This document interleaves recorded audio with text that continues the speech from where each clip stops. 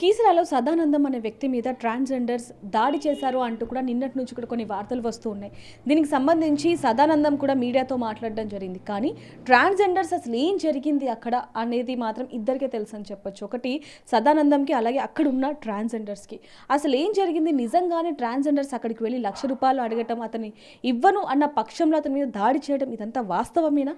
అసలు ఏం జరిగింది అని తెలుసుకోవడానికి ఇప్పుడు మనతో పాటు గాయపడ్డ ట్రాన్స్జెండర్స్ ఇక్కడ ఉన్నారు. అంటే వాళ్ళని అదే పేరు మీద సంబోధించడం అనేది నాకు కూడా కొంచెం ఇబ్బందిగానే ఉంది. కానీ నిన్నటి నుంచి వస్తున్న వార్తల్లో ఆ పదాన్ని పదే పదే వాడుతున్నారు కాబట్టి ఇక్కడ వాడాల్సి వస్తుందని చెప్పొచ్చు. అక్కడ చూడొచ్చు కాలు ఏ విధంగా విరిగింది, దానికి కట్టు కట్టారనేది కూడా చూస్తున్నాం. మరి ఇంతలాగా గాయమయ్యేలాగా అసలు అక్కడ ఏం జరిగింది, సదానందం ఏమన్నారు, అలాగే వీళ్ళేమన్నారు అనేది వీళ్ళిద్దరికీ మాత్రమే తెలుసు అని చెప్పొచ్చు. సదానందం మొత్తం కూడా అతని వైపు మాట్లాడుతున్నాడు, అది కూడా మనం వినడం జరిగింది. మరి వీళ్ళ వర్షన్ నుంచి అక్కడ ఏం జరిగిందనే విషయం, నిజాలు ఏంటనేది ఒక్కసారి వీళ్ళని అడిగి తెలుసుకునే ప్రయత్నం చేద్దాం. అమ్మ నమస్తే. అమ్మ, మీరు నిన్న అక్కడికి వెళ్ళటం జరిగింది, అక్కడ అసలు ఏం జరిగింది, ఇంత పెద్ద గాయం ఎలా అయిందమ్మా అసలు? ఫస్ట్ అక్కడికి వేరే ట్రాన్స్జెండర్స్ వెళ్ళారంటక్క. అక్కడ వేరే ట్రాన్స్జెండర్స్ వెళ్ళింది మాకు తెలియదు. అయితే మేము ఏం చేస్తామంటే గోడ మీద సైన్ రాసేసి ఒక వీడియో తీసుకుంటాం మేము, వేరే ట్రాన్స్జెండర్స్ రాకుండా. అయితే మేము వెళ్ళేసి సైన్ రాస్తున్నాము, వీడియో తీసుకుందామని వెళ్తున్నాము. అయితే అక్కడ ఏం జరిగిందో అవైతే మాకు తెలీదు.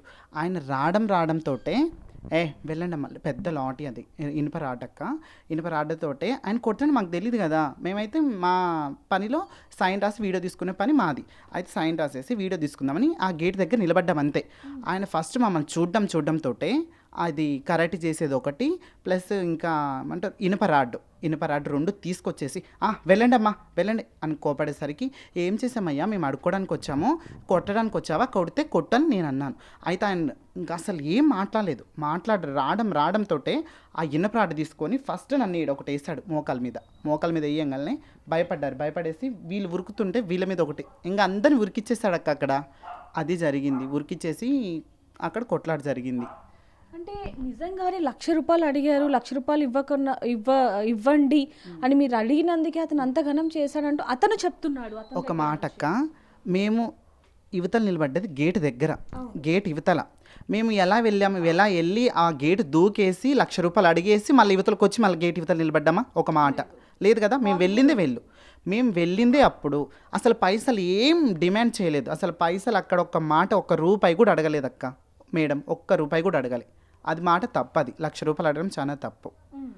అమ్మ, మీకు ఎలా ఉంది, మీ ఆరోగ్యం ఇప్పుడు ఎలా ఉంది? ఎందుకంటే మీరు ఎంత బాధ అనుభవించారో మేము ఆ వీడియోలో కూడా చూసాము. అసలు ఏం జరిగిందమ్మా, ఎందుకు మీ మీద దాడి చేయాల్సి వచ్చింది తను ఎందువల్ల దాడి చేసింది తెల్లగానే ఏమంటారు, లోపలికి వెళ్ళి నుంచి మేము ఏమనలేదు, రానైనా అని పిలిచంగానే తను లాఠీ తీసుకొని వచ్చి తన్ని కొట్టిండు. సెకండ్ నన్ను బలంగా కొట్టిండు. ఇక్కడంతా లోపల ఎముక ఫ్రాక్చర్ అయింది, చాలా నొప్పిగా ఉంది, నేను నడవలేకపోతున్నా. ఒకరి సపోర్ట్ లేకపోతే నేను బయటికి వెళ్ళలేను, వాష్రూమ్కి వెళ్ళలేను, వాటర్ కూడా తీసుకోలేను. డాక్టర్ 2 months 3 months రెస్ట్ తీసుకోమని చెప్పారు అక్క. మీరు చెప్పండి, మీరు అక్కడికి వెళ్ళటం జరిగింది, అతనేమో వాళ్ళ నాన్నగారు చనిపోయే బాధలో ఉన్నాను అతను అంటున్నాడు. అక్కడ ఏం జరిగిందనే మీ ఇద్దరికి మాత్రమే తెలుసు. అసలు ఏ సమయంలో జరిగింది? ఆయన ఇంకోటి వీడియోలో కూడా బూతులు తిడుతున్న విజువల్స్ కూడా, ఆ మాటలు కూడా మనం వింటున్నాం. అదంతా అసలు ఏం జరిగింది? అన్ని వీడియోస్ మాతో ఉన్నాయి. తను చెప్పినట్టుగా మేము వెళ్ళలేదని చెప్పట్లేదు, వెళ్ళాక మేము సైన్ రాసుకున్నాక ఒక గోప్యోషం ఇక్కడ అయ్యింది, ఇంకా వేరే వాళ్ళు అక్కడికి రావద్దని మేము ఒక వీడియో తీసుకొని మా గ్రూప్లలో వేసుకుంటాము. నిలబడ్డాం, జస్ట్ ఆ వీడియో తీస్తూనే ఉన్నాము, నిలబడ్డాము. ఆయన హఠాత్తుగా వచ్చేసి గేట్ తోసేసాడు. తోయంగానే ఈ అమ్మాయి పడిపోవడం జరిగింది. ఇంకా రావడంతోనే అసలు వెళ్ళండి అని 2 సార్లు చెప్పారు. ఎందుకు నాయన కొడతావా అని ఈ పిల్ల అనింది. అనగానే కొట్టేసి ఇంకా మాట కథ ఏమీ లేదు.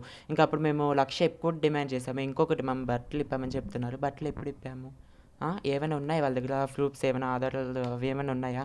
పోలీస్ వాళ్ళ దగ్గరికి వెళ్ళి మేము మాట్లాడతాం, వాళ్ళు చెప్పినంతనే ఇవ్వండి అని చెప్తే వీళ్ళు ఏమన్నారు, ఆయన పోలీసు వాళ్ళు కాదు కదా, వాళ్ళ అమ్మ మొగుడి దగ్గరికి వెళ్ళి నేను మాట్లాడుకుంటా అని చెప్పారు. ఆ వీడియోస్, ఫొటోస్ అన్నీ మా దగ్గర ఉన్నాయి. ప్రూఫ్స్ అన్నీ ఉన్నా మా కేసు అయితే తీసుకోవట్లేదు. ఫస్ట్ మమ్మల్ని కొట్టంగానే మేమే వెళ్ళాం స్టేషన్కి. ఆ వీడియోస్తో సహా మా దగ్గర ఉన్న మమ్మల్ని ఎవ్వరూ ఆదరించట్లేదు, మమ్మల్ని ఎవ్వరూ ఇదిగా చేయట్లేదు. అందరూ ట్రాన్స్జెండర్స్ పైన రుద్దేస్తున్నారు. మీరే తప్పు అంటున్నారు. అది ఉంది.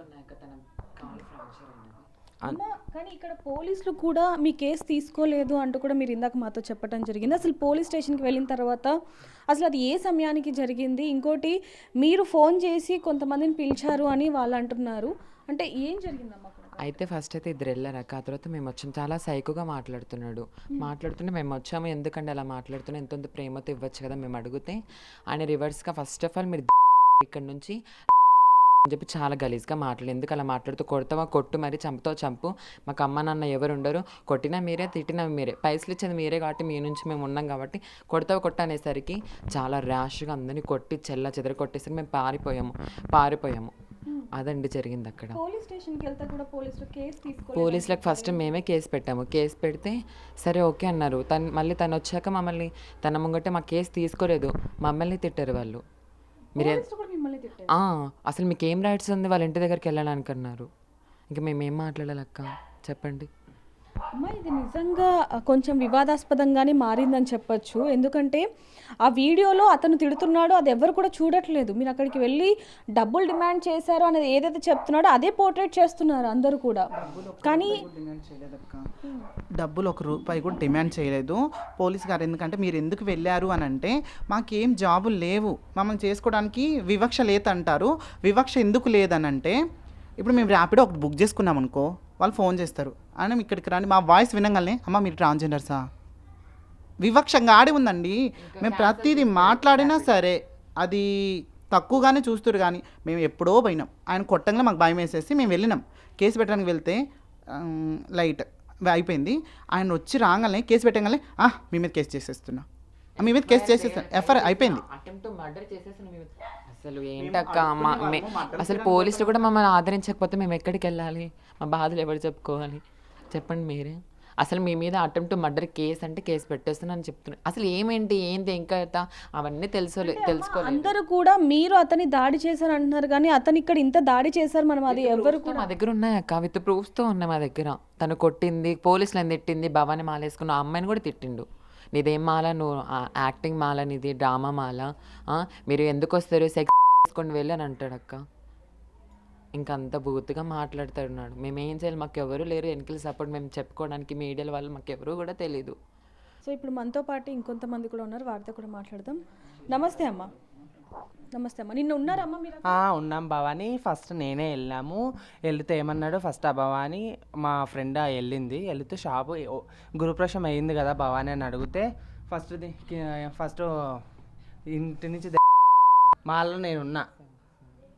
ఉన్నా నన్ను పెద్ద మాట మాట్లాడితే భవాని నేను మాల్లో ఉన్నాను, కొంచెం మంచిగా నీతో మాట్లాడాలా, మీరు మాలలు వేసుకొని అన్నీ చేస్తారు, మీకేం రెస్పెక్ట్ ఇవ్వాలా, ఫస్ట్ నుంచి ఆ భవాన్ని అన్నీ అని వింటే మా వాళ్ళకి మేము చెప్పుకున్నాము. అది అంతకించి ఏం లేదు. ఆ భవాన్ని మేము ఒక మాట అనలేదు. పోతేనే ₹1,00,000 ఇవ్వని మేము కూడా అడగలేదు భవాని, ఒక్క పైసా కూడా అడగలేదు. అడిగినాం, జస్ట్ గురుప్రవేశం చేసుకున్నామని అడిగినాం, కానీ ఇంత అమౌంట్ ఇవ్వని మేము అడగలేదు. వాళ్ళ ఫ్యామిలీని, వాళ్ళ బిడ్డని, వాళ్ళ వైఫ్ని కూడా ఒక మాట కూడా మేము అనలేదు భవాని. నేను నిండు మాలలో ఉన్నా, నేను ఒక్క మాట కూడా అనలేదు. వెళ్ళిపోయినా పిఎస్కి చెప్తాంటే పిఎస్ వాళ్ళ అమ్మమ్మ ఒడుకు చెప్పుకొని మేము భయపడము అన్నాడు ఆ భవాని అన్నాడు. కానీ ఫస్ట్ మీరు వెళ్ళటం జరిగింది, వెళ్ళిన తర్వాత మిమ్మల్ని తిట్టాక మీరు వీళ్ళని పిలవటం జరిగింది అంతే? అవును భవాని, ఫస్ట్ నన్నే తిట్టిండు. తిట్టిన తర్వాత కొంచెం మా ఫ్రెండ్ భవాని ఏమనింది, మాలలో ఉన్నారు కొంచెం మంచిగా మాట్లాడి, మీతో మాట్లాడాలా మాలలో ఉన్నా కూడా అని కొంచెం బ్యాడ్ లాంగ్వేజ్తో మాతో మాట్లాడినాడు భవాని. మాట్లాడినాక మేము మా ఫ్రెండ్స్కి చెప్పింది జరిగింది. ఆ భవాని మేము పోతేనే ఒక అమౌంట్ అడగలేదు, ఒక బ్యాడ్ లాంగ్వేజ్తో మేము తిట్టలేదు భవాని. ఏడున్నా మమ్మల్ని బ్యాడ్ చేయొద్దని మేము కడుపు కోతతో పోతాం, కానీ మా నోరు దువారైతే కాదు భవాని. కాళ్ళు ఇలా పట్టుకొని ఇప్పించుకుంటాం, కానీ నోరు మా దువారు ఉండదు భవాని. అమ్మ, ఇప్పుడు ఇదంతా కూడా కొంతమంది వల్ల మీ పేరు పోతుంది అని అనొచ్చా? ఎందుకంటే చాలామంది డబ్బులు ఇవ్వకపోతేనో గృహప్రవేశంలోకి వెళ్తే లక్షలు వస్తాయి, సంపాదించవచ్చు అని చెప్పి చాలామంది అక్కడికి వెళ్ళి బెదిరించి లేకపోతే భయపెట్టి బట్టలు ఇప్పేసి ఇలా డబ్బులు తీసుకుంటూ ఉంటారు. వాళ్ళ వల్ల మీలాంటి వాళ్ళ పేరు పోతుంది అనొచ్చా మీరు? అదైతే నిజం. కానీ ఇప్పుడు మొగోళ్ళలాగానే నైట్ చీర కట్టుకుంటారు, పొద్దున గురుప్రవేశాలకు వెళ్ళి వాళ్ళు బ్యాడ్ చేసి ఆ పేరు మాకు వస్తుంది. మేము రియల్గా ఉన్న రియల్ చిన్నప్పటి నుంచి ట్రాన్స్ మేము మధ్యలో వచ్చి చీరలు కట్టుకొని గురుప్రవేశాలు అడిగి వాళ్ళ వల్ల మేము చెడు అవుతున్నాం భవాని. అంతకుమించి ఏం లేదు, మేము పుట్టుకతోనే ట్రాన్స్. కానీ ఉండేది ఉన్నట్టు చెప్పుకోండి, కానీ మమ్మల్ని బ్యాడ్ కామెంట్స్ అయితే పెట్టొద్దండి, బ్యాడ్గా అయితే మాట్లాడొద్దండి భవాన్లు. చేతులు అయితే మొక్కుతున్నాము, మేము అసలు ఎవరిని ఒక మాట అన్నాము, మా నోర్లు కూడా దువ్వారు కాదు. ఇస్తే కొంచెం దీవెన వస్తుందని మేము అడుగుతామే కానీ మేము అంత బ్యాడ్గా అయితే మాట్లాడాం భవాన్లు. ఒక మాట అండి, ఆ వీడియో కింద ఎన్ని బ్యాడ్ కామెంట్స్, ఆ బ్యాడ్ కామెంట్స్ చూస్తే చచ్చిపోవాలనిపిస్తుంది మా అలాంటి వాళ్ళకి. అది కానీ మేము అలా చెయ్యం అసలు. ఏ కాడికి ఒక రూపాయి ఇస్తే ఇంకొక రూపాయి తీసుకుంటాం, ఇంకొక రూపాయి కలిపిండమ్మా అంటాం. కానీ లక్షలు డిమాండ్ చేసేసి ఒక ఆయన అయితే చంపేయండి వాళ్ళని ఎందుకు మాట్లాడుతున్నా, ఒక లైవ్లోనే ఒక ఆయన అంటాడు, ఏమంత తప్పు చేసామా, మా పుట్టుక తప్పు, మేము పుట్టడమే తప్పు, కానీ మేము చేసిన తప్పు కాదు అది, ఆ దేవుడు వేసిన శిక్ష మేము అనుభవిస్తున్నాం, అది మాకు తెలుసు. మీ ఇంట్లో ఎవరో ఒక పిల్లాడు పుడితే ఆ బాధ ఏందో మీకు అర్థమైద్ది. మీరు ఒక నోట్లో ఉంచి ఇంకా ఏం చేస్తున్నా వాళ్ళతో లైవ్, ఆ మాట మీ కడుపున ఒక పిల్లాడు పుడితే ఆ పిల్లాడు మళ్ళీ ట్రాన్స్జెండర్ అయిపోతే ఆ తల్లిదండ్రుల బాధ పడే వాళ్ళకి మాత్రం తెలుస్తుంది. చంపినట్టు అంత తప్పు మేమేం చేసామండి? మేమన్నా కావాలని వచ్చామా చెప్పండి? మేము కావాల్సిన మేము రాలేదు కదా భవాని, మా వృత్తి, మేము అడుక్కుంటున్నాము, మేము బెగ్గింగ్సే కాదంటే లేదు, ఇస్తే ఇస్తాం లేదంటే పోతాం కదా. మా మీద అంత బ్యాడ్ కామెంట్స్ చేయాల్సిన అవసరం ఏముంది చెప్పండి? ఆడ ఉందో లేదే మీరు అటాక్ చేసుకొని మమ్మల్ని బ్యాడ్ కామెంట్ పెడితే మాకు ఎంత బాధ అనిపిస్తుంది? అది ఉండేది కొంచెం మాట్లాడండి, లేనిది కాగించుకొని మీరు వాళ్ళే తప్పు, ట్రాన్సే తప్పు అంటే తప్పు ఏం చేస్తాము? ఉండేదే అడుక్కుంటాము లేదంటే వెళ్ళిపోతాము. రావడం మెంటల్గా మా మీద అటాక్ అయితే మేము ఏం చేయాలా? దయచేసి మమ్మల్ని బ్యాడ్ కామెంట్లతో మాట్లాడొద్దండి భవాన్లు. ఇష్టం ఎత్తి ఇవ్వండి లేదంటే మేము వెళ్ళిపోతాము, కానీ మనం బ్యాడ్ కామెంట్లో చేయొద్దండి. మీకు చేతులు ఎక్కి మొక్కుతున్నాము, బ్యాడ్ కామెంట్లు అయితే పెట్టొద్దండి. మా పుట్టుక జీవితం అది భవాన్లు. చాలా నెగిటివ్ చేయకండి. మేము మీలాంటి మనుషులమే సరేనా? మీరు పెట్టే కామెంట్ చదువుతుంటే మా ప్రాణం, మేము ఇక్కడ జరిగే సిచ్యువేషన్లు వేరు, మీరు కామెంట్లు పెట్టేది వేరండి. ఆ కామెంట్లు చూస్తే ఇంకా బతుకున్నామని మాకు అనిపిస్తుంది, కానీ కామెంట్ల వల్ల ఒక్కొక్క ప్రాణాలు కూడా పోతాయండి. కానీ ఆడ జరిగింది ఒకటి, మీరు అటాక్ చేసుకొని మాట్లాడితే యువతల మావి కూడా మనసులే భవాన్లు, కానీ మా మనసుగా అన్నట్టు మీరు విరిగొట్టేటట్టు మాట్లాడొద్దని దయచేసి. మాకు కూడా అనేది ఒక మనసు ఉంది, మేము కూడా మనుషులమే, మమ్మల్ని కొంచెం మనుషులాగా చూడండి.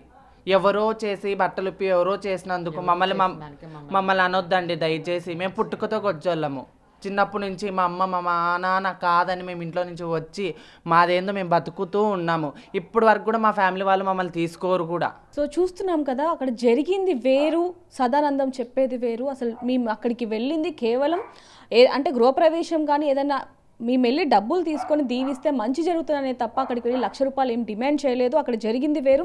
ఇంకా భవానీమాలలో ఉన్న మమ్మల్ని తిట్టారు, వాస్తవం చెప్పకుండా, చదువుకున్న వ్యక్తి అలా వాస్తవం చెప్పకుండా ఎందుకు ఇలా దుబారాగా మాట్లాడుతున్నారు, మమ్మల్ని బ్యాడ్ చేస్తున్నారు అంటూ కూడా వీళ్ళు ఆవేదన వ్యక్తం చేస్తున్నారని చెప్పొచ్చు. కానీ ఏదైనప్పటికీ చాలా మటుకు కూడా చాలామంది ట్రాన్స్జెండర్ ముసుగులో ఎన్నో దారుణాలు చేస్తున్నారు. అవన్నీ కూడా వీళ్ళంటి మేము అమాయకులం, మేము బలైపోతున్నాం అంటూ కూడా వీళ్ళు ఆవేదన వ్యక్తం చేస్తున్నారని చెప్పొచ్చు. మరి వీళ్ళ బాధ విన్న తర్వాత మీకేమనిపిస్తుంది అనేది కింద కామెంట్ చేయండి. మరిన్ని వార్తల కోసం చూస్తూనే ఉండండి బిగ్ టీవీ. కెమెరామ్యాన్ ప్రసాద్తో రిపోర్టర్ దేవిక, హైదరాబాద్.